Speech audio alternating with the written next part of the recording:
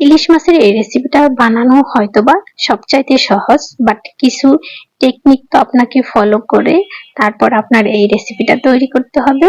আজকের এই রেসিপিতে থাকবে কিছু টিপস এবং ট্রিক্স নিয়ে আপনার এই সর্ষে ইলিশের রেসিপি। তো সবাইকে স্বাগতম জানাচ্ছি নতুন আরেকটি ব্লগ ভিডিওতে।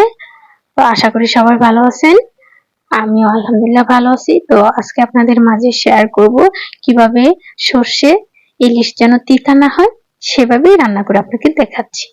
তো এখানে আমি সর্ষে তেলটা দিয়ে দিয়েছি এবং এখানে আমি পেঁয়াজ বাটাটা দিয়ে একটু মশলাটাকে ভেজে নিচ্ছি। আর এখানে হচ্ছে মূল টিপস। তো এখানে আমি হলুদ সর্ষে এবং কালো সর্ষে কিছুক্ষণ আগে ভিজিয়ে রেখেছিলাম এবং আমি পাটা এটা পিষে নিয়েছি। সাথে আমি দিয়েছি কাঁচামরিচ এবং লবণ। এই চারটা জিনিস একসাথে মিক্সড করে আপনি ব্লেন্ডার করে নেবেন, নয়তো পাটায় পিষে নেবেন।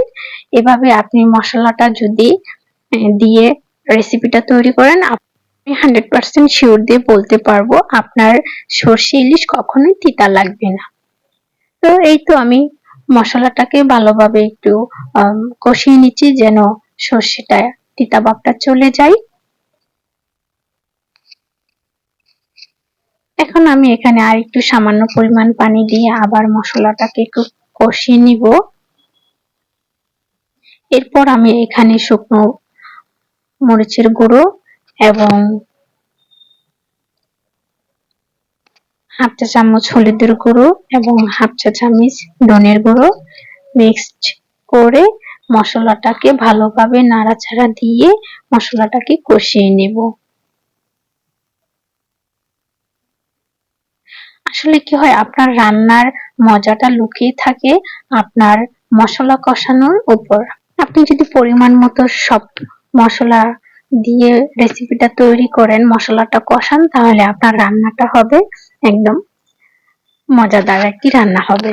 তো এই তো আমার মশলাটা কষানো হয়ে যাচ্ছে প্রায়, উপরে তেল তেল ভাবটা উঠে আসছে। তো এই মুহূর্তে আমি এখানে মাছগুলি দিয়ে মাছগুলোকে একটু হালকা পরিমাণ নাড়াচাড়া দিব, কারণ ইলিশ মাছ যেহেতু নরম থাকে সেক্ষেত্রে খুব সাবধানতার সাথে মাছগুলো উল্টে পাল্টে দিয়ে তারপর আমি পানি দিয়ে দিব, কারণ ইলিশ সর্ষে ইলিশ এত পরিমাণে আপনাকে কষাতে হবে না। এই তো আমি পানি দিয়ে দিচ্ছি, পরিমাণ মতো আমি পানি দিয়ে ঢেকে দিব।